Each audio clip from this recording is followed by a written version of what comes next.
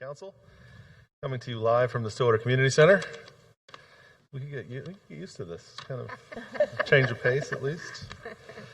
All right, I will go ahead and call this meeting to order, and I will ask that you please stand and join me in the Pledge of Allegiance.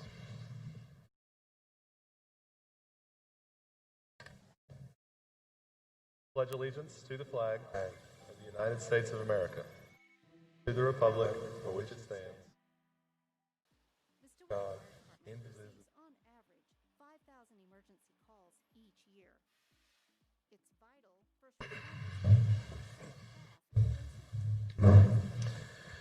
All right, first up tonight, we have the consent docket with minutes and a library budget amendment reflecting $9,000 in grants.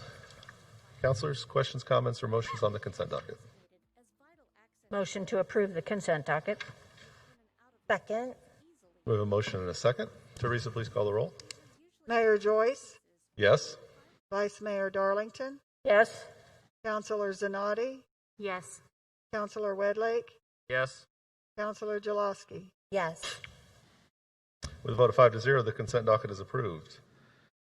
Public comment on items not scheduled for public hearing. I don't have anyone signed up for that, so we'll go down to public hearings on 6A.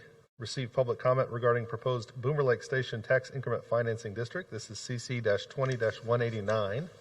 Mr. Dorman, did we have good notice on this item? Yes, sir. Melissa Reams going to start us off tonight on this presentation. Good evening, Mayor and Councilors. Melissa Reams, Deputy City Manager, here tonight with Assistant City Manager Paula Dennison to bring before you the results of several meetings concerning a TIP district encompassing our old Boomer Lake Power Station and the redevelopment that we are hopeful is going to go on at that power station. Just to review with you slightly the history of what's been going on, the council authorized staff to issue a request for proposal for plans for redevelopment of or repurposing of the old Boomer Lake Power Station. We received those plans and selected a developer, and then you issued a resolution to appoint a committee, a citizen committee, to come in and review the project plan for the TIFs to make sure that it was in line with our comprehensive development plan.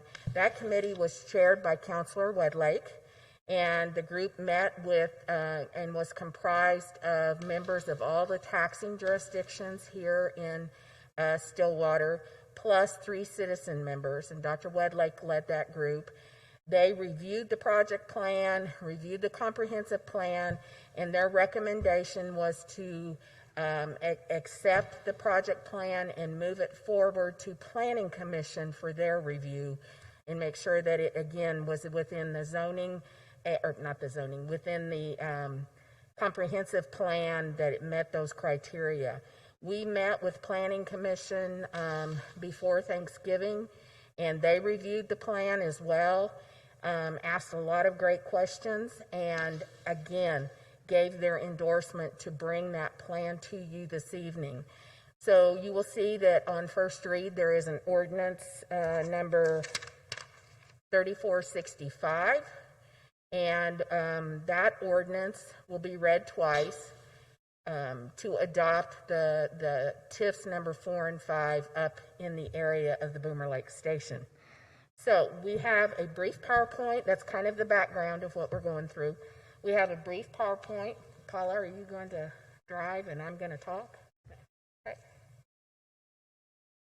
So this map is the project area. The area in the kind of yellow hatch pattern is the sidewalk in the beach area. That sidewalk is part of our Kamioka Trail. Those areas will not be being conveyed to the developer. At some point, we are going to convey the properties in the gray hatched areas. Those are currently the properties that are owned by the city.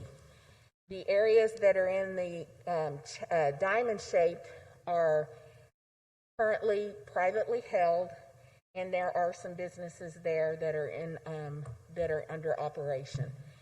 Those will be, they are part of the project plan area. But again, that's up to the developer whether he undertakes that between the property owners and himself. This is kind of just an aerial shot to give you the scope of what this project looks like and where that sidewalk is and the beach front, the old power station, and those out parcels that the city owns. This is an existing use map so that you can see who owns what pieces of property or who occupies what buildings currently.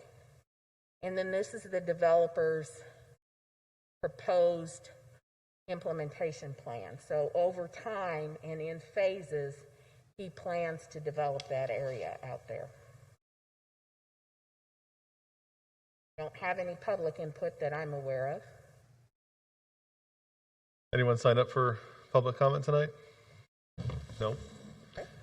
Well, I will open the public hearing, and since no one has signed up to speak, I'll close the public hearing and ask staff for additional recommendations on the item. So these are just kind of the next steps so you know where we're going.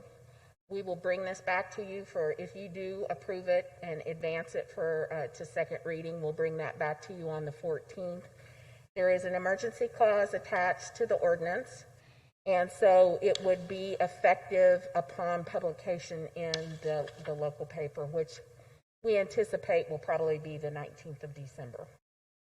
I'm happy to answer any questions. This is a really high-level overview of a very lengthy process. Aren't they all? Councilors, any questions? More than others. Well, a couple of things I did want to point out to you. There's been a couple of articles in the news press. I think the way the project plan presents the budget, it looks like all of the money will be dedicated to whatever phase comes first, and that's not necessarily the truth. That budget that's in the project plan is for that whole area over a 25-year period of time, or sooner if the taxes are generated more quickly. It will only be utilized as needed when needed. Councilors, further questions? Councilor Wedlake, how was the process? It went very smoothly. There were obviously some concerns on the taxing jurisdiction's part about the implementation of 2 TIFs. And if there is one thing that at the end of our meetings was agreed upon, or at least requested, was if upon activation of the second TIF, as outlined in this project plan, if that could be taken back before the taxing jurisdictions, before an automatic implementation of a second TIF, that was really the big ask on the part of the taxing jurisdictions, which I think is an absolutely worthwhile concession. That was one of the biggest concerns, was the automatic nature with which the second TIF would kick in. So if there was any changes at all to the language in the ordinance that's proposed to us, that would be it. That if the second TIF is implemented, would there be a way to take that in front of another TIF review committee where the taxing jurisdictions could have some input on that? But as proposed tonight, this would put them both in place. Correct. Well, actually, TIF number 5 has a delayed start. It won't be effective and could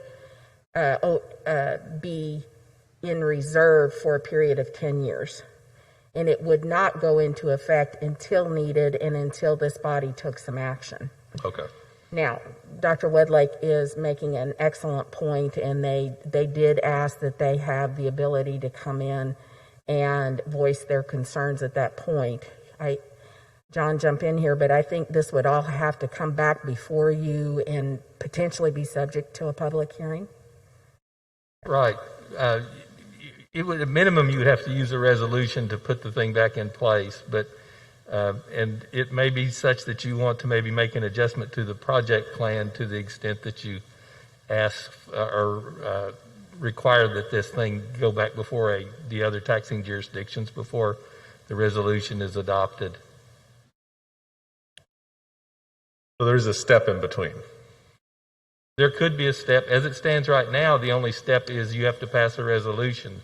There's not a specific requirement that you go back to the other taxing jurisdictions Sure.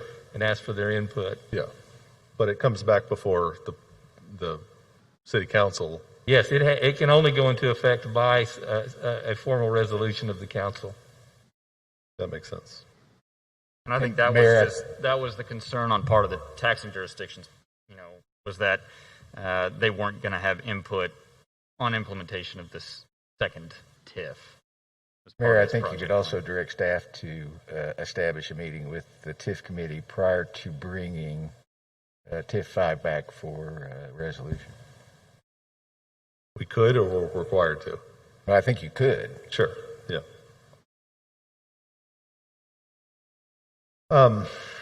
So just to be clear, the tax increment district 4 is the one that covers only land that's currently owned by the city, That is correct. and tax increment district 5 would cover land that's currently held privately. Correct. And so there'd have to be stuff that would come into place to even make that viable, right? I mean, that land would have to be acquired by the developer, and there's a number of steps that would have to happen. And there's nothing to say that TIF number 5 would even be necessary. Yeah.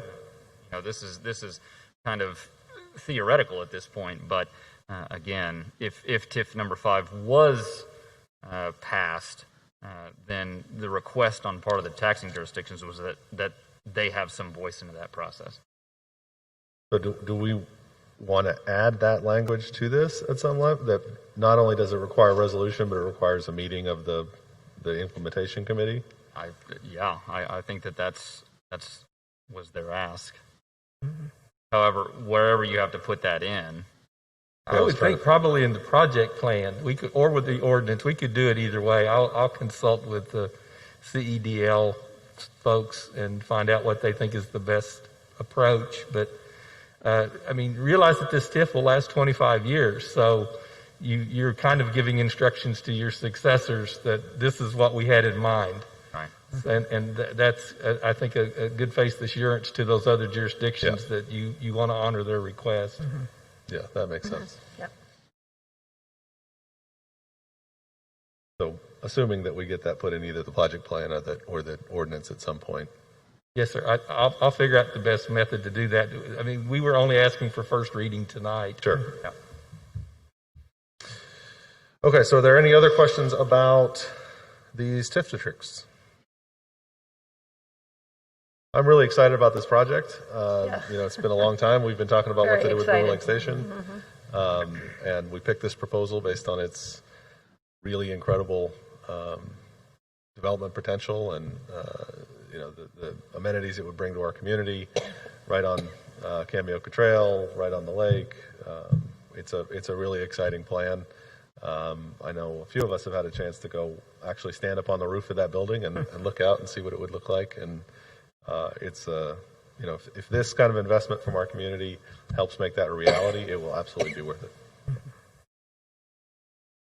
All right, so we don't need a vote on this item tonight. We'll deal with it on the, or do we need a, what do we need? When you get to the ordinances, it's up We'll just to do the you. You ordinance. can pull it out of order, or you can simply wait until we get to the section on ordinances.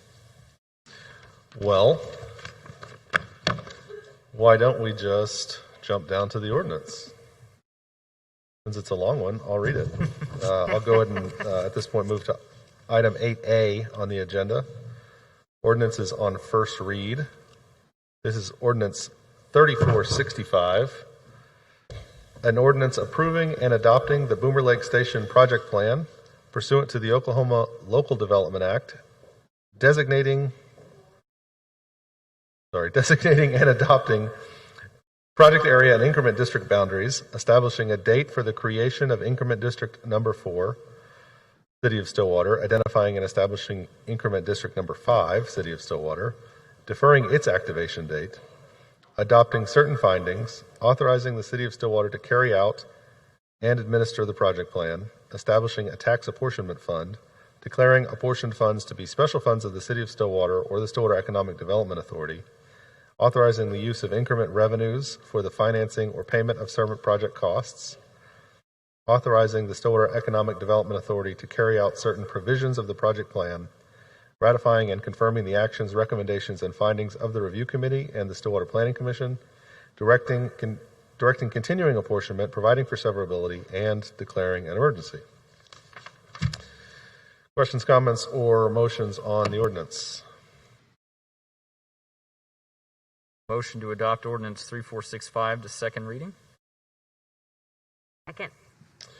We have a motion and a second to move this ordinance to second read. Teresa, can you please call the roll? Mayor Joyce, Yes. Vice Mayor Darlington, She's on her way back up. Coming. Yes. Councilor Zanotti, Yes. Councilor Wedlake, Yes. Councilor Jaloski. Yes. With a vote of 5-0, ordinance 3465 is moved to second reading.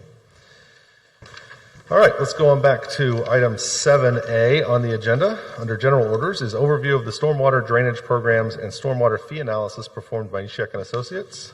Zach Henson is here tonight to talk to us about stormwater. Right. Good evening, Mayor. Good evening, council members. I'm Zach Henson with City Engineering, and as introduced, we'll be talking about the Stillwater Creek Watershed Management Plan that we have in place. As a reminder, in October of 2019, funds were appropriated and we were given permission to enter into contract with Nishek and Associates to perform this program. As a brief update, I want to talk briefly about the storm sewer system inventory, as well as the channel maintenance system that we have going underway. These two items of this plan are a very comprehensive study of both our open channels throughout our city, as well as the storm sewer system that we can't see underground. We're working with OSU graduate students, so they're getting some real-world experience going out and performing these inventories. They are keeping track of an incredible amount of data while they're doing this. They're creating maintenance records. They're taking notes of the current condition of our infrastructure as well as our open channels. And they're entering it into a database that's much like some of the GIS maps that you can see on our website. It'll be an interactive map where they upload pictures of these problems. And there's an assessment program that they're using to help us prioritize the problem areas so that we can identify where we need to focus our actions. And these would be both for water quality purposes as well as floodplain purposes and water quantity issues that we have with localized flooding here in town. Another aspect that we're currently working on right now is the water quality monitoring plan, also utilizing another OSU graduate student as part of her graduate program. We're entirely funding her entire 2-year program. And she is going out and she's developing a monitoring program to help us meet the requirements from the state regarding water quality standards. She is going out, she's determined the ideal locations for taking water quality samples, the frequency, what we need to be testing for, and this is going to give us a baseline of our current conditions. Once we have that baseline, we can start moving forward with determining what we can do as a city to improve water quality throughout our systems. We feel that this is a very important thing because not only are we strengthening our bond with OSU, with working with these graduate students, but like I said earlier, we're giving them real-world experience that they can take into their professions. And we're acquiring data that if we were to pay consultants would be extraordinarily much more money than what we're paying for these students. And we're getting the same quality of work because our consultant is running quality assurance on this. So it seems like a great deal all around and a great way to involve OSU in this endeavor. We're going to go into a little bit more detail tonight with the Stormwater Fee Assessment Feasibility Study. Of course, once we go through these inventories and these monitoring programs and this maintenance system, we're going to identify a lot of areas where we need to work. And so we also need to identify a way to fund that work. As a brief reminder, I think we've discussed this before, but we do currently have a drainage fee in place. It is $1 a month for residential structures, and then we have a commercial or non-residential fee of $5 up to $55 a month, depending on how much square footage of impervious surface that they have. It's This fee was put into place in 1997. It has not been updated since, and it does not fund what we need it to fund as far as capital improvements or meeting water quality standards. It basically pays for the permit fees and staff. We do have an incredible maintenance team with the Public Works Department, our drainage maintenance crew. They do a fantastic job with the money that they do have, and they make it stretch and get the most out of the money for that. But they are behind, and we've got a lot of work to do to try to catch up. So to talk about this, we've got our consultants here tonight. They're going to come up and give you a presentation tonight. From Meshek and Associates, we have Chris Duncan, who is the project manager. He'll be here to answer any questions if needed. And then giving the presentation, we have from Jacobs Engineering, Anna Childers and Tommy McClung. So if you would like to come on up and start the presentation, and at any point, if you have questions, please feel free to ask. I'll come back up, or we can have anybody come up to address the particular question. Good evening, everyone. Thank you for the opportunity to present some of our study findings today. As Zach Henson mentioned, my name is Anna Childers. I'm with Jacobs Engineering, and with me is my co-conspirator, Tommy McClung. I'm going to give the first few slides presenting the program, what we've been involved with since we started in 2019. And primarily focusing on the revenue requirements analysis, the results that we came up with after the financial modeling, as well as the recommendations, and then allowing you to ask us some questions if you so desire. So the objective is to present the revenue requirements and the fee study results and recommendations to you all, and evaluate the next steps to best support the city's stormwater program. When we were contracted to do work on this study, the study objective was to understand the full cost of the stormwater related services to recovered by revenues. What are the programs and what are the regulatory requirements? And the study goals were set by the executives and the city leaders. The city would like to implement a stormwater fee change based on full understanding of the program structure and needs. The fee will not to be the final adjustment necessarily, but it would be an initial increment to begin covering some basic services and expenditures. And the City Council should concur with the proposed fee, so this is not something set in stone, but presented this to you and then take it from there. And it's a phased approach for the next steps to be developed.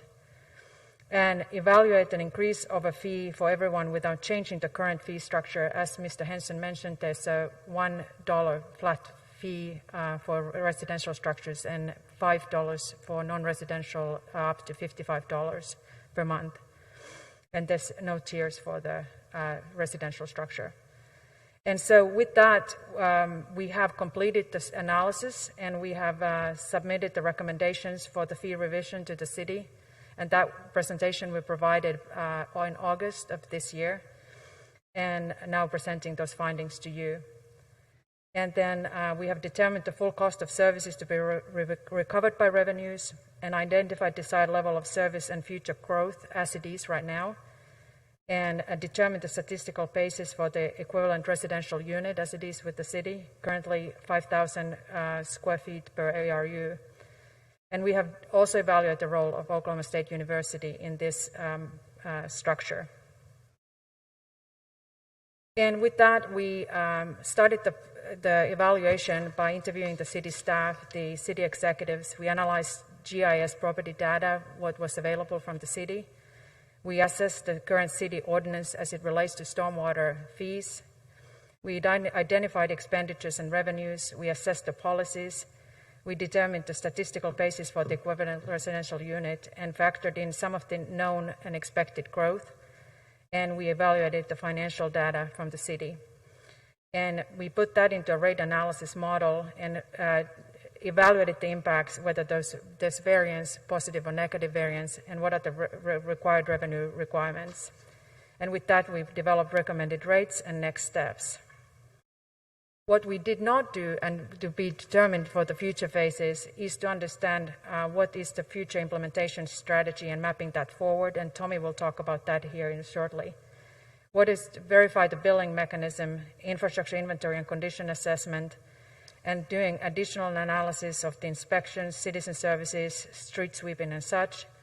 What is the data requirements, IT, regulatory compliance, program administration, and what needs are for the public outreach, education, and such, and incentivization could be factored into the stormwater fee development, and also developing a 5-year financial capital plan. And as Mr. Henson mentioned, the 1997 flat fee stormwater that was implemented back in then has not changed. It's still $1 and $5 to $55 for the commercial properties. There was a brief review in 2012 to look at this fee structure, but that was not implemented, but some recommendations were made, and we considered those recommendations in our analysis. In this slide, this is something that our co-workers from Jacobs Engineering has developed for presentation in 2014, for different cities and the different population sizes. But the most interesting piece here is the city of Galveston, that is about the same size as city of Stillwater. Their program started in 2005. Their residential fee is $7, flat fee, no tier structure, and commercial is $58.80, and the annual revenues are $2.9 million. And when we talk about the city of Stillwater's annual revenue requirements, you see the shocking difference between these two cities that are similar in size. In comparison to other cities in Oklahoma, this slide presents those fees. And for example, city of Enid, that is 49,379 people, their residential fees, single family per month fees, $4.93 compared to city of Stillwater's $1 per month. And with this, I will turn to my coworker Tommy McClung, who will describe the revenue requirement analysis and the model that we developed to analyze the fee a little bit more in depth. Thank you. Thank you, Anna. Thank you, councilors, for having us. And my name is Tommy McClung, and I supported the project by going through this methodology that you see in front of you. There are basically 3 steps to this. We first started off with determining what the revenue requirement was, and that boils down to cost of services. We did a number of interviews. Miss Melissa is here. We spoke with Melissa. We spoke with Zachary. We spoke with a lot of folks within the city and what they wanted. It was almost like a wish list conversation that we had with them to go through it and get a better understanding of what the costs are that they experience each and every year in supporting the stormwater infrastructure.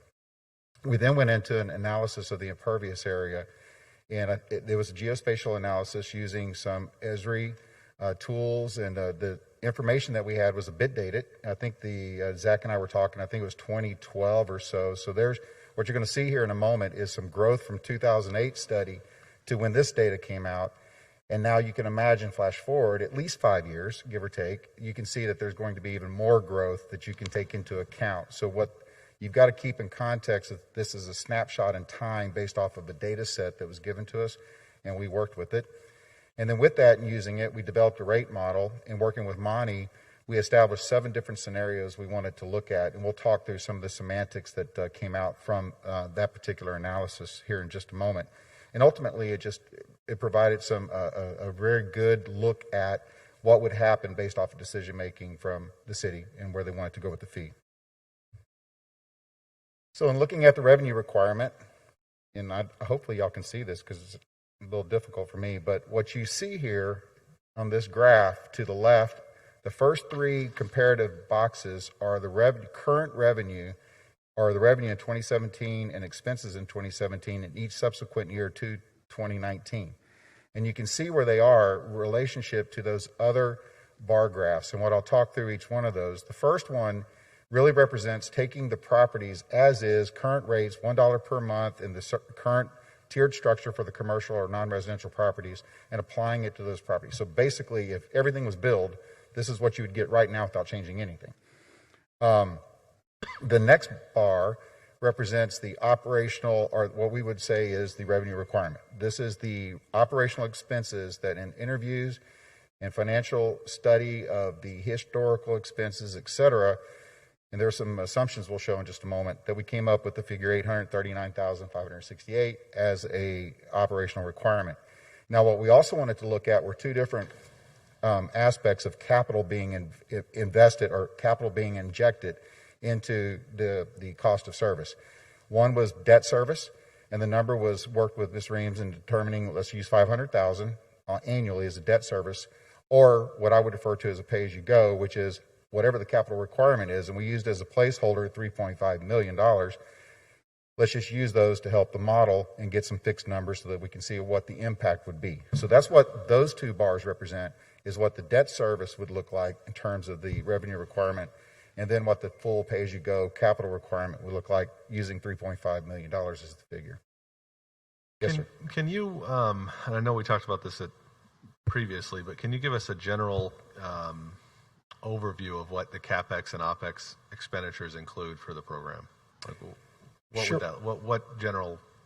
Just generally, categories it was labor associated with direct support of the project. That typically is one of the larger items.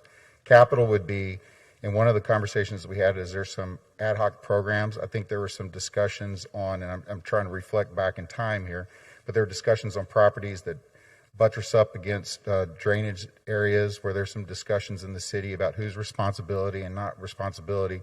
So that was some of the operational expenses that were encountered. Capital would be replacing any kind of stormwater infrastructure, just similar to what you would do with the water lines or anything else. So that's generally, but it also included depreciation cost. If you wanted to go buy a new vehicle that was necessary to support new crews, we would put that in alignment. And so it was inclusive of anything that you might see, including fringe that would be associated with labor. Thank you. Mm-hmm. Yes, sir. These are just some key assumptions. I won't spend much time on this. I think you all have the packet. If you don't, we'll make sure you do. But these are just some general assumptions that we use, really reflecting, Mr. Mayor, what you just asked. This is some of the things that were included. I'm going to bypass this now. Now, jumping into the impervious area analysis, this is an important slide because it just gives some context over the number of properties by property type as compared to the amount of impervious area that's on the property. Again, reflecting back as to the snapshot we were working with the geospatial data that we had, you can see the relative percentages. The pie chart on your right will surface again here in a bit when we start looking at the revenue burden or the rate analysis model. It'll make some more sense, or you'll see some other equity considerations. One thing of note, in our 2020 study, there was approximately 88% of residential properties that were below what is currently considered 1 ERU. And that's important because as we get into the analysis, that 5,000 square foot figure is actually pretty high for your single family residence ERU. Here are some key outcomes. I won't go through all of this. I'll jump to the right, but I do want to point out that we did sample 400 parcels using the GIS technology. And what that means is, if you can imagine, you've got this Esri layer, has the entire city. We would go into the property and actually measure the impervious area and compare it to what was in the data set. So it was a cleanup piece. And we felt like that was a pretty good random sample figure to really determine what the average and median numbers would be for the amount of impervious area on a residential property. Some of the key outcomes was, I'll just jump to the conclusion, and that is 5,000 was too high. We wanted to make sure it was more reflective, and you'll see in a moment what that number would look like. But when I studied the impervious area figures, it did give me a really good understanding. There is a normal distribution that you can take a look at, and what it sets up for the future, and not necessarily now, is to look at more equitable consideration of rates on larger properties. And you can see a normal distribution where lower property impact would be charged lower. Normally, you'd be in that 1 ERU range, and then anything that's outside of that. But this study here considered everything still flat. but it did suggest to me at least that there was an opportunity there based off of the distribution and statistical analysis we went through. All right, I mentioned that graph on the right earlier in different colors. We changed up the colors to keep everyone on their toes, but on the left, the percent impervious area that we showed earlier, you can see where, and I want to highlight this piece, the non-residential properties represent 50% of the impervious area from the geospatial data set that we had. Just keep that in mind and in context. When you look at the revenue that's generated based off the information or based off those properties and the rate structure that exists, the non-residential properties would generate 65% of the revenue. So they have 50% of the impact, but are carrying 65% of the revenue burden. That's what this is showing here across all the different property types. And that's important when you start dealing with equity considerations, as you start building or going into rate increases and all the other communication issues that you face in a community. This is something important to understand. Another reflection, we started to look at, okay, so what happens if you shift the revenue burden? And Monty wanted us to look at, okay, just increase the commercial rates. What would happen?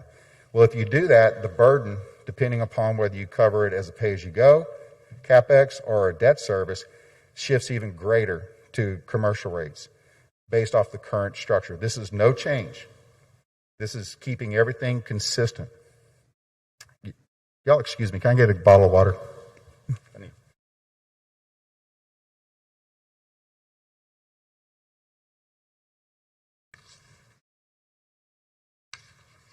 Allergies don't play well with long conversations. I apologize.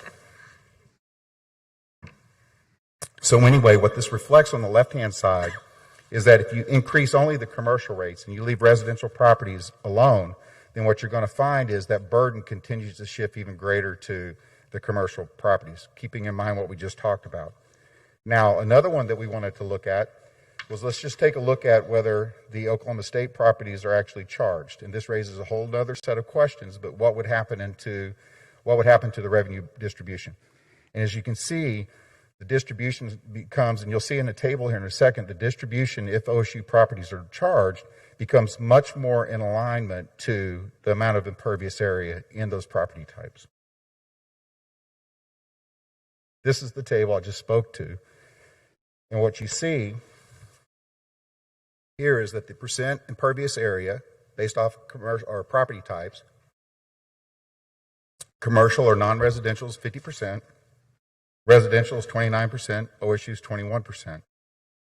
Then you just see a simple comparative of the percent revenue with OSU and without OSU, and you can see that with OSU it's more equitable than it is without, and that's all this shows.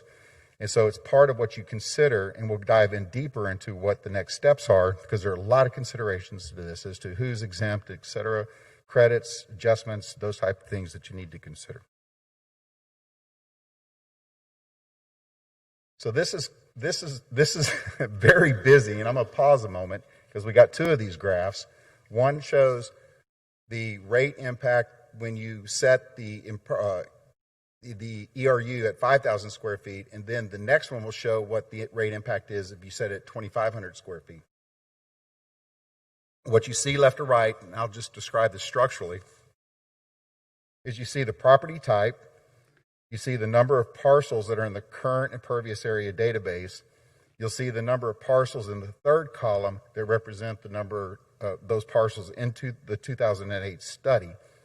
You can see the current rate, and then you can see the 2008 study's recommendation for rates. Then you start diving into the various options that Monty had asked us to look at, and that was rates that would just cover the current operational or the revenue requirement, just operational expenses, no capital, and then getting into whether the scenarios where it covers operational expenses and capital and debt service, pay as you go. And we just kept bouncing back and forth until you get through all 7 of those different options. And what you see, and we'll have some assumptions here in a second, but what you see with this graph is how each property type would be impacted by a decision on, initially, do we want to cover just operational expenses? Then do we want to move into a pay-as-you-go, and kind of if you look at it, this is a decision tree. Do we want our stormwater program to be a pay-as-you-go or debt service model? That would be a decision point. Then what do the rates look like there? And whether you raise commercial rates, whether you raise residential rates, et cetera. And you can just see all across the board the impact an individual property's rate in a flat scenario. There was no consideration for normal distribution. This was just a flat rate snapshot of it. And you can see what the impact would be across the board. I'll pause a moment to just digest this and see if there's any questions. Because we do have another graph here in a second when we show the 2,500 square feet. And I would suggest to you, counselors, that the 2,500 square foot ERU basis is much more statistically relevant than the 5,000 square foot. And I can point to, in 2008 study, they suggested 3,600. Well, that is the average. When we did our sampling, that's the average residential, but what that does is it takes into account outliers. If you go with the median figure, which is 2,500 square feet, you eliminate outliers and you have the better normal distribution. So here are some of the key rate analysis assumptions that we had. And I talked through some of these as we've gone through the graphs. So I don't want to necessarily read them to you, but I think that top one's important to understand, is that in the model, as I navigated the model, I wanted to get within a plus or minus $1,000. So nothing is net zero. It's all plus or minus some figure below $1,000, if that makes any sense. So this is what it looks like at 2,500 square feet. Now the main takeaway here is the structure, the build, and everything is exactly the same as the 5,000 square feet. But what you're going to see in the next slide is reflected here in actual impact by each property. And that is, by moving the ERU to 2,500 square feet, you actually mitigate the rate increase across the board by about 6.1%. What I mean by that is, by lowering the ERU, keeping the current rate structure in place, you push more commercial properties to the higher rate class. It's just simple math. And so by pushing more properties down to those higher rates, you're really increasing your overall revenue more exponent or at a faster rate, and thus mitigating the overall increase. And this is the graph that shows that. You can see on the left-hand side, that's where 5,000 square feet, that's where all your property values or the total number of properties would fall in each category. Pay attention to the blue section, which are the non-residential or the commercial properties. Then if you follow to the right, the far right, if that's the 2,500 square feet, you can see how in that elliptical outline, you can see where the property values increase pretty significantly in the higher rate structure, the higher rate tiers, and it's just simple math. It generates more overall revenue at a faster rate, thus reducing the overall rate increase by 6.1%. So clearly, I keep emphasizing this point, but one of the recommendations out of this study would be to lower the ERU to 2,500 square feet.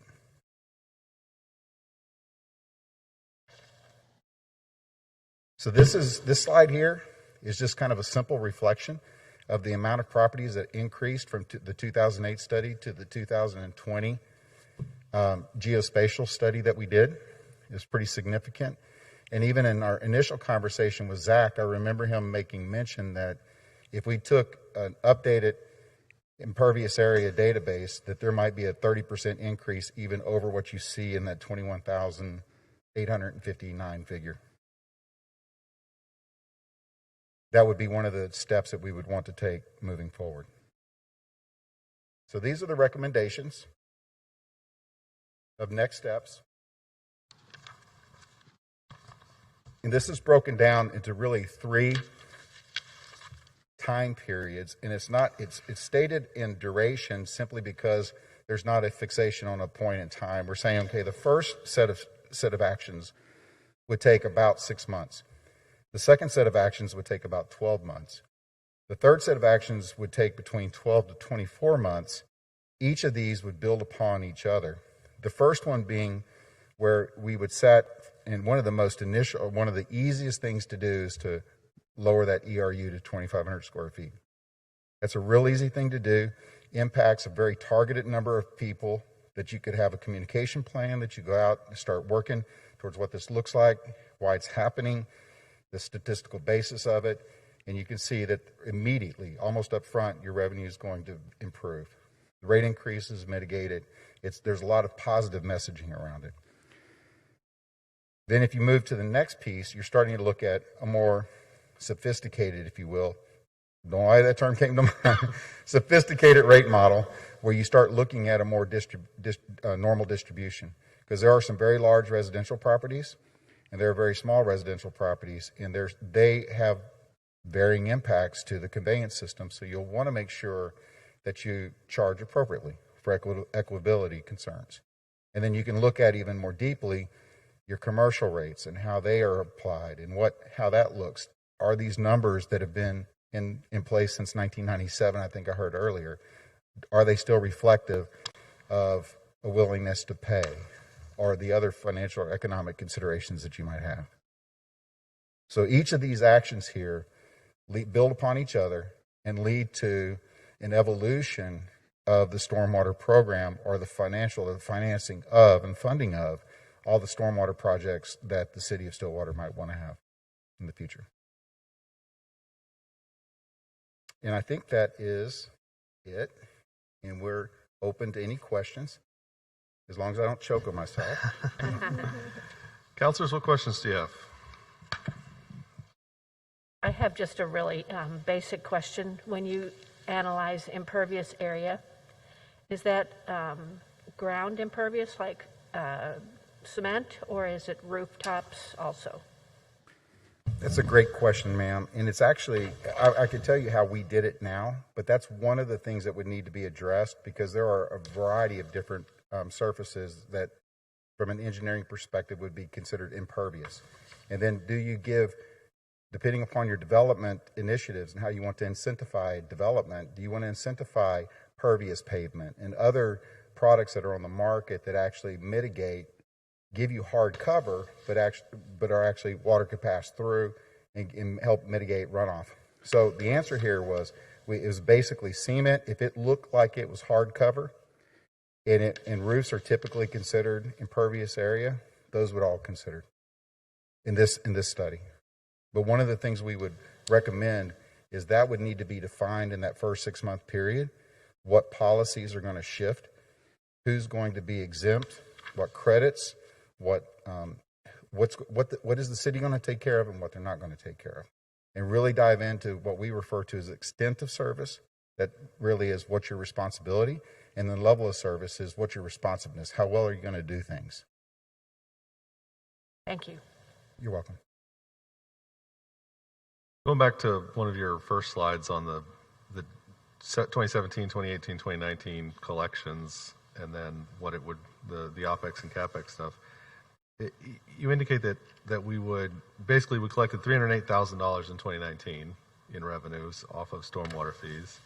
And then if we were billing all properties at the present rate, we would collect $533,000.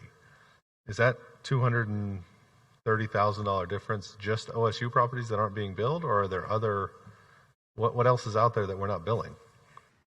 That is the $225,000 question. No. Mayor Joyce, one of the limitations of this study, and part of my past life, I was the utility billing and collections director for the city of Houston, and I actually implemented the drainage fee there. We did not correlate this back to the billing database. This was all taken off of the geospatial database that was given to us to look at the city as a whole and the property types that are there. To answer that question accurately, I would need to look at the billing database. And pardon me if am I going too long, Zach? I can get a little bit now, a little bit wordy. But we didn't correlate it back to the billing database to tell you which properties were not being built. It is not, the one thing it is not all OSU impact. It is just taking that 21,859 properties and making sure there's a charge associated with all of those except OSU. Okay. So that number does not include OSU. The 533 doesn't? Yes, no. So, okay. That's without the rate structure changing at all. So that's just looking at the map basically and saying if we were charging all these properties based on these numbers, this is what we should expect to collect, but we're only collecting half of that. That is what it says on the surface. To answer the question more intimately and accurately, I would really want to look at the database and find out what's happening, because I don't know what's happening at for example, how many bills actually have a stormwater fee on them, and any that do not, or any properties that do not. Why do they do not? I mean, there are database errors, there are database issues that you might uncover. I just don't know. Okay. So the caveat to this, or the exclusion, is we were working with a very set data, a bit of data that was taken, I think it was 2012. We decided 5 years. It's old. It's older, and it needs to be updated. Okay, so then that $839 figure on the next bar of that chart that says OPEX only revenue requirement, that's based on what we expect we should be spending on a yearly basis right now just to operate an effective stormwater system? What is that? Is that what that number is? Yes, sir. For just the operational expenses. And we're spending a third of that? Yes, sir. That's why the streets are all flooded when it rains? Is that... I mean, this is what we're saying at this point, right? Well, Mayor Joyce, this is an editorial comment. Having done this in Houston, the stormwater fee itself doesn't eliminate flooding. That this is a mechanism with which to fund a program. And so what's important is to set a program up where your infrastructure is taken care of. Yeah. And that program, that actual program, is the one that will help mitigate floods. But we all know that if you have a 500-year flood, it's going to be hard to build any infrastructure enough. Because all of our stormwater, a lot of our stormwater infrastructure is tied in with our transportation infrastructure, correct? I mean, and most of the money we're spending on stormwater is coming out of transportation in the first place. Clearly, we're not collecting and or spending enough on stormwater to keep an infrastructure in place that actually would perform for our community the way we expect it to. I mean, that's... I think that's why Monty, if I'm speaking for Monty, but I think that's why he wanted this done. Sure. He wanted to reflect, I don't want to speak for you, sir.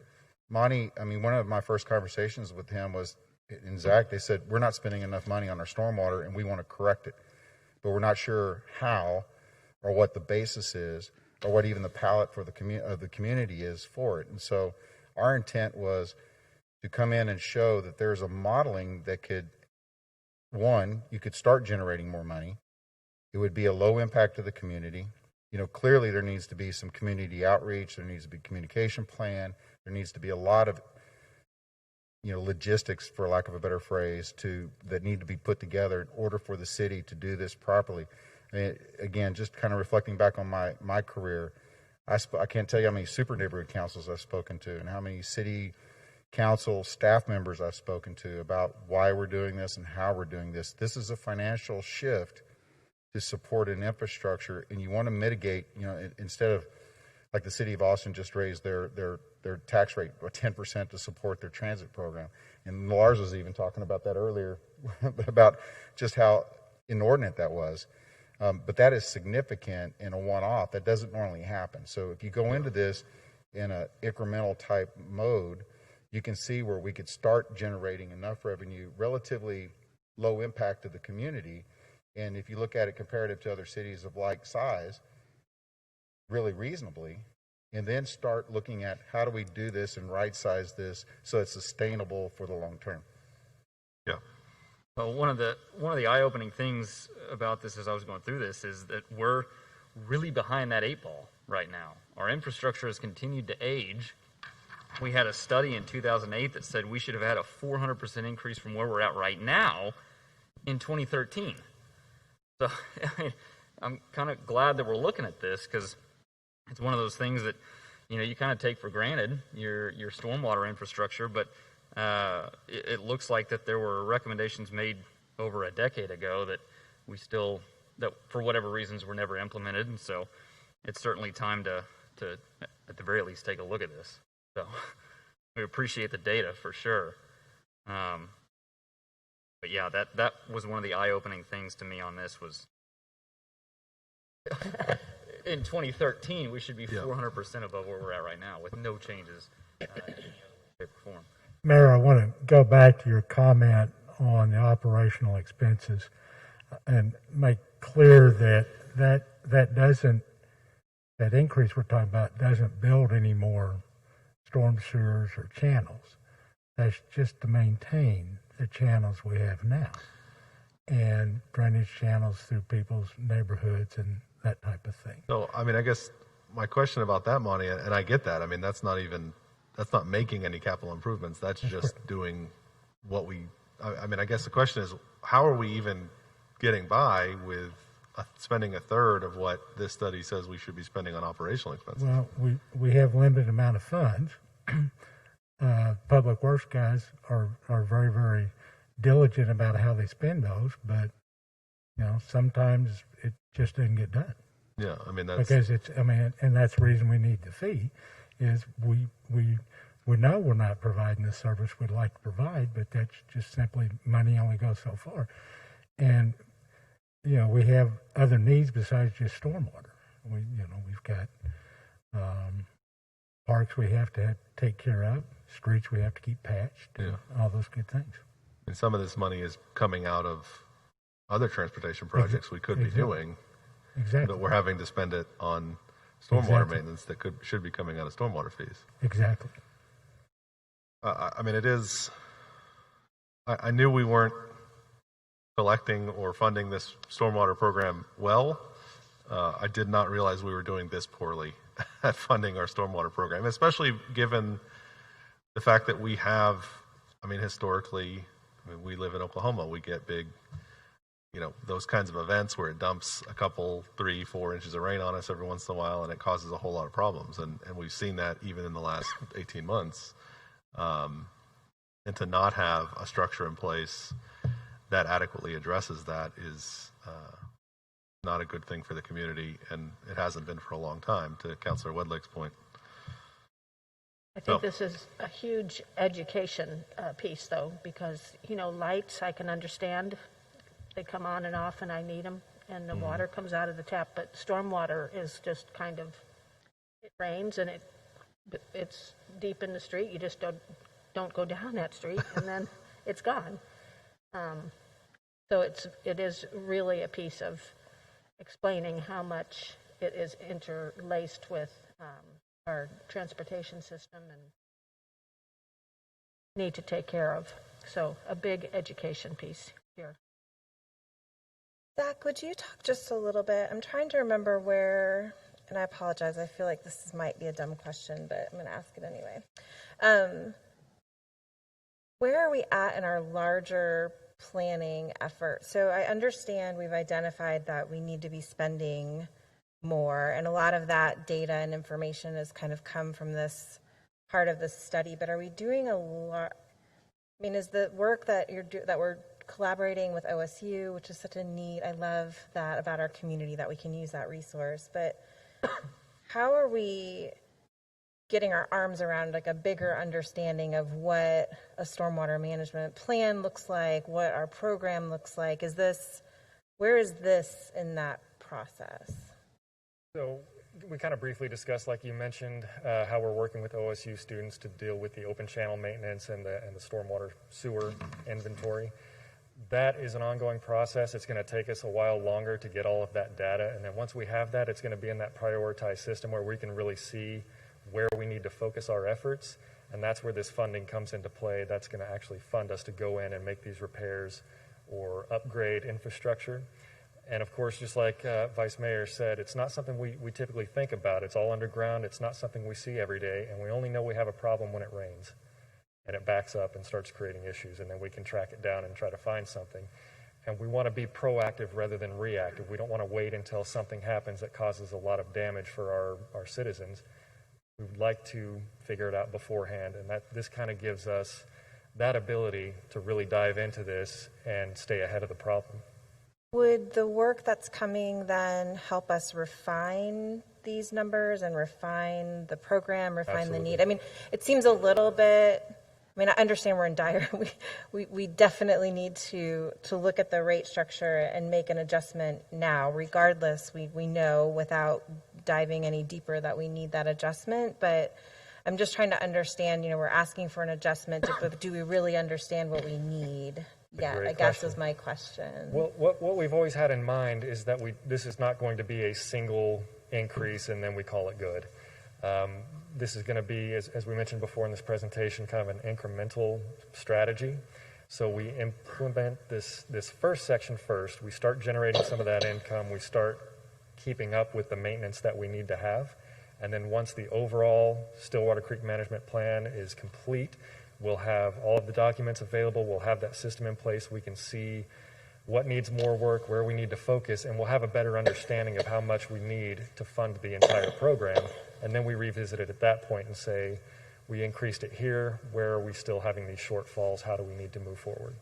I do think that education piece is very important and maybe a nuanced, Sure. especially if we're looking at this kind of larger iterative process. It's hard to carry the community sometimes forward through that Absolutely. whole process. I know, you know, you live and breathe it every day, but like we've said, it's kind of in the guts of our roads and underground. It's hard to remember all the work that it does for us. So.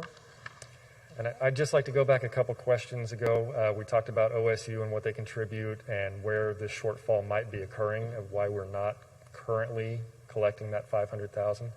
I just want to point out that OSU does not pay part of this fee. They also maintain their own infrastructure. So it ties into our system, but anytime there's an infrastructure where they have a sewer collapse or they're undersized, they fund the operation and management of that. So that's something else that the city does not have to fund. So it's kind of give and take. Yes, they're not paying, but they are maintaining their own system. We have to consider that if we start, if we approach them and say, okay, we need you to contribute to this fund, they may come back and say, okay, well, now you can maintain all of this infrastructure because that's ultimately what this fund is for. So that's something that we need to dive into and really take a look at and have an open communication policy with OSU regarding that. Another thing that we came across, Tommy had mentioned he really needs to dive into the data set to really find out where that shortfall is coming from. I've briefly looked through our current billing documents and how we send things out. One of the issues I've found is that we bill the whoever's name is on the utility. So if you take, for an example, a strip mall, you may only have 50% occupied of those units. Only those 50% are paying into that utility. The other 50% are laying vacant, but since no one is there with utilities on, they're not getting charged that fee. That structure is generating the runoff, whether somebody is in it or not, but that fee is not being paid for that structure. And so that's one of the areas that we need to look into and try to figure out how we get around that. Is it ever an option to like somehow make that part of like the property tax? I mean, I know that's not the city, but it seems like that would. Yeah. Could change the way it's billed. Yeah, there was a slide that showed other cities and compared what they bill and how they bill, and some of them did mention they're billed with property taxes and things like that. And that would address that particular issue. Right, and so there are other options out there other than what we're doing, and that is included in this overall project of how we need to address this and what we need to look into. So just to clarify there, you're saying that if a property in town doesn't have a current utility bill being sent to it, it's not being charged a stormwater fee. That's correct.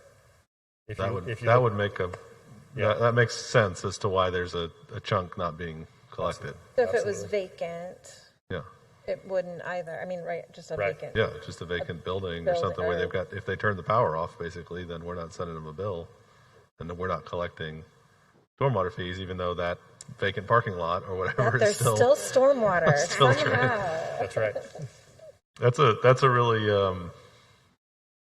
good point. I mean, something I wouldn't have even thought about, the fact that it's not like an electric utility in the sense that you're only paying for it if you're using it. I mean, this is creating an issue for the community, whether there's somebody there occupying the space or not. So Mayor, during this process, we have gone back and inventoried some of the existing structures because of the fact that we are seeing water in places where we previously, even with very heavy rain, had not seen water. Mm-hmm.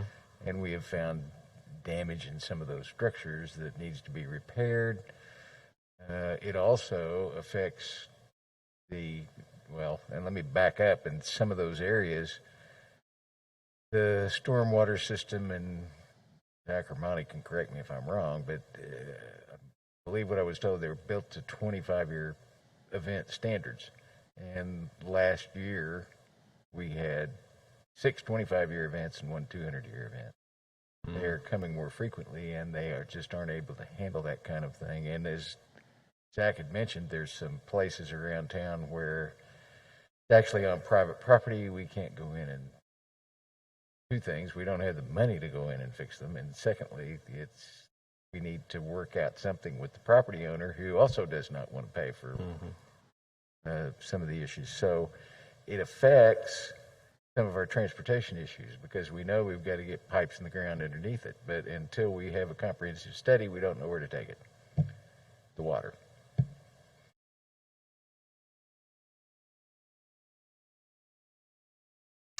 So to confuse it even more, back to the discussion about changing the size of the base unit. As we go back and infill, and a lot of times people are tearing down small house and they're building a bigger one. A couple of things happen because that's less than an acre. It doesn't trigger our earth change permit ordinances, so there's no detention requirements. So you do a block of that. We substantially increase the runoff, yet we're still collecting $1 for each one of those properties, even though there's much more impervious area on them because of the way that we have it structured. So the comment before about needing a more sophisticated rate structure to take into account all those different changes is makes sense. So what's next?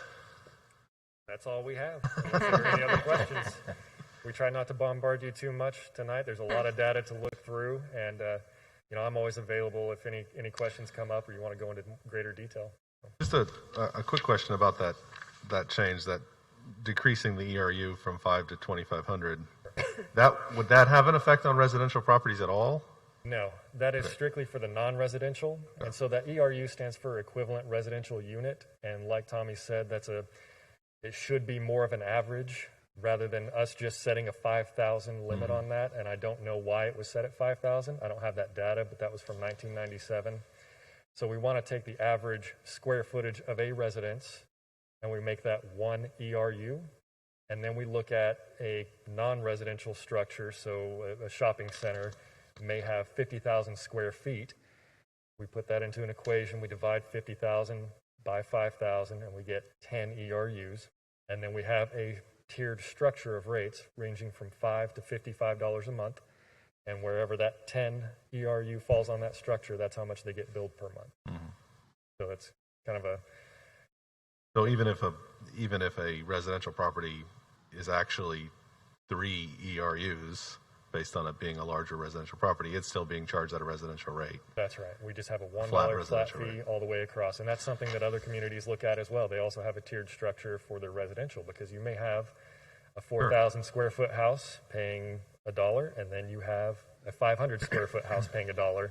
So you really need to take a look at that and make sure it's equitable for everybody. Yeah, and to Monty's point, I mean, it also depends on the area that house is in, and where is it actually draining to, and I mean, a house on 9th Street is having a different kind of impact than a house out on 32nd or whatever in terms of what it's actually impacting with its drainage. And so it seems like we do need a more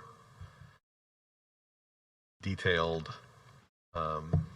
rate structure to try to take into account actually and be more equitable, right? And the people who are, the houses or the properties that are creating more of a runoff problem should be shouldering more of the runoff burden. So great information. and very helpful and lots to think about. Thank you. Anything else, counselors? Other questions? We appreciate you all being here tonight and providing the information. We'll certainly be talking much more about it in the future. All right. That takes us to item 8 on the agenda. We've already done 8A, so we'll jump down to 8B, ordinances on second read. First up, we have Ordinance 3456, an ordinance amending the Stillwater City Code by amending Chapter 23, Land Development Code, Article 5, Use Categories and Limitations, Division 2, Accessory Use Categories and Regulations, to create Section 23-105 Sidewalk, Street, and Parking Lot Service Areas. This is our streeteries ordinance. There's not an emergency attached to this one, or is there? No, there's no emergency attached to this one. Councilors, any questions on Ordinance 3456, or is there a motion? Motion to adopt ordinance number 3456. Second.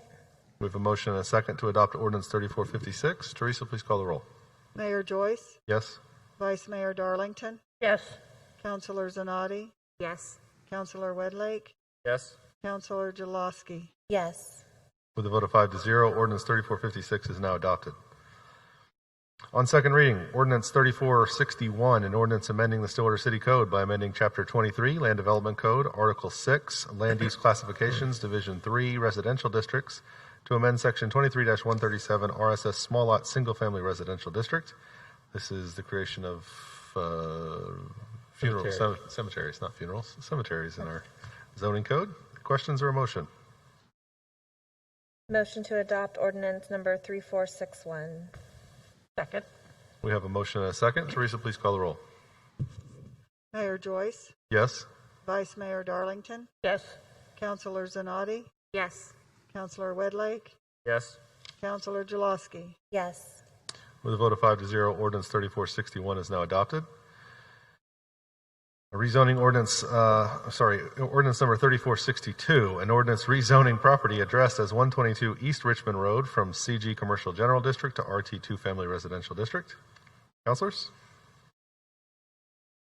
Motion to adopt ordinance 3462. Second. We have a motion and a second. Teresa, please call the roll. Mayor Joyce, Yes? Vice Mayor Darlington, Yes. Councilor Zanotti, Yes. Councilor Wedlake, Yes. Councilor Jaloski. Yes. With a vote of 5-0, Ordinance 3462 is now adopted. Ordinance 3464, an ordinance amending the Stillwater City Code by amending Chapter 14, Civil Emergencies, Article 2, Emergency Management, Division 3, State of Emergency, to amend Section 14-63, Violations, Penalty, and declaring an emergency. This is the ordinance that updates the penalties section in our Civil Emergency Code. Is there a question or motion on this one? Motion to adopt ordinance number 3464. Second. We have a motion and a second. Teresa, please call the roll. Mayor Joyce, Yes? Vice Mayor Darlington, Yes. Councilor Zanotti, Yes. Councilor Wedlake, Yes. Councilor Jaloski. Yes. With a vote of 5-0, Ordinance 3464 is adopted. Is there a motion on the emergency clause? Motion to adopt the emergency clause. Second. We have a motion and a second to adopt the emergency clause on Ordinance 3464. Teresa, please call the roll. Mayor Joyce, Yes? Vice Mayor Darlington, Yes. Councilor Zanotti, Yes. Councilor Wedlake, Yes. Councilor Jaloski. Yes. With a vote of 5-0, an emergency is declared on Ordinance 3464. All right, that takes us to item 9, reports from officers and boards. Mr. Dorman. Nothing to report tonight, sir. Mr. McNichol. Yes, sir. I have 3 quick items. First, just so people will know, we're meeting at the community center because it will hold up to 50 people. The meeting room at City Hall, with social distancing, will only hold about 25. With staff members and trying to make accommodations for the public, we've decided to meet here at the community center at least through December, and depending on how things are, maybe beyond that. Item number 2, crews are still working on storm debris. There's kind of an astounding figure so far. We've picked up 850 tons 850 tons. And they're not even close yet, and we hope to be complete by mid-January. They're working as fast as they can. If you've seen them in operation, they move pretty quickly, but there's only so many hours a day where delivery can be made of that material. So they're working hard at that. And finally, the Stillwater Senior Activity Center will remain closed to residents as COVID-19 case numbers spike in the community. A reopen date has not yet been determined. The city continues to monitor the situation closely and make decisions based on data and collaboration with OSU, Payne County, the Health Department, Stillwater Medical Center, and other local organizations. We were about to open the senior center just before Thanksgiving. Numbers had dropped significantly. We had plans to do that. As you know, we were using it as a fire station to kind of separate our people. We moved them out and did a deep clean of the building, and then the enormous spike that we have recently seen hit not only the city, but the state and the entire nation. So senior center is closed until that vulnerable population can safely return. I appreciate that update. Vice Mayor. Recent weather events have reminded us that you never know when an ice storm or some other disaster is going to hit. Be Informed Stillwater is the system our city uses to notify residents about imminent threats to health, safety, and the welfare of our community. Make sure you're prepared. Sign up for emergency alerts at stillwater.org/beinformed. Excellent. Did I see snow in a forecast for this week? Yes. Ben, my son came to me with his iPhone today. It's like, Mom, I think it's Wednesday. It's going to be really sad for my kids when they get snow and there's no school to be canceled. Councilor Zanotti. The City of Stillwater Electric Utility and Lisa Vetter of LM Consulting are holding an educational workshop on a community solar and renewable energy certificates. The workshop will be held via Zoom on December 3rd at 5:30 p.m. Visit speakup.stillwater.org and click on Input Needed, Distributed Generation and Community Solar to learn how to register. Make sure to share your input by taking the Distributed Generation survey while you're there. Thank you. I think we keep using that term distributed generation, and I had a couple questions about it. It's rooftop solar, and people who are interested in rooftop solar or other forms of renewable energy that they can install themselves should absolutely take part in that. And anybody else in the community who's interested in how we're approaching renewable energy and our plans for that, all that sort of thing, should also register. So, thank you. Councilor Wedlake. Good news. Recently, the City of Stillwater's Convenience Collection Center was recognized for environmental excellence during the Keep Oklahoma Beautiful annual Environmental Excellence Celebration. The city won the Government Programs Award category for municipalities with a population over 50,000. Congratulations to all of our Convenience Collection Center employees. We greatly appreciate everything you do. Absolutely, that's apparently awesome. You're doing it very well. Yeah, well done. Councilor Jaloski. Yes. Do you have any ideas for next year's budget? Now's the time to tell us about them. Go to stillwater.org/yourmoney to submit your ideas for the city budget. Your feedback is really important to us. I think it's amazing that we're talking about that already, but but there are some really cool tools if you kind of go and dabble at stillwater.org in the budget section. There's some really neat tools to see, if you allocate money certain ways, if you really like bikes or, parks or whatever, you can kind of really see the impacts of some of those decisions and what happens there. And it's a really cool tool, the way those work. We don't see who does it, but we see how people have tried to change the budget. So it's a neat thing for us to see as well, to receive that feedback from everyone. So. Absolutely. And if you don't think it matters, just look at the street work that's been happening around town after many, many years of people talking about needing to spend more money on streets. We've allocated more money to transportation projects over the last couple of years, and you're seeing that out there now. So your feedback and your comments and your requests for where the city needs to spend money are absolutely heard, and we act on them as much as we can. Did you know the City of Stillwater has its very own podcast? Listen to FYI Stillwater to get all the information about your local government that you didn't know you need to know. Find it on Spotify, Apple Podcasts, or online at stillwater.org. All right, anything else? Is there a motion to adjourn? Motion to adjourn? Second? We have a motion and a second. Please call the roll. Mayor Joyce, Yes? Vice Mayor Darlington, Yes. Councilor Zanotti, Yes. Councilor Wedlake, Yes. Councilor Jaloski. Yes. With a vote of 5-0, the Stillwater City Council meeting is now adjourned. Thank you all for being here.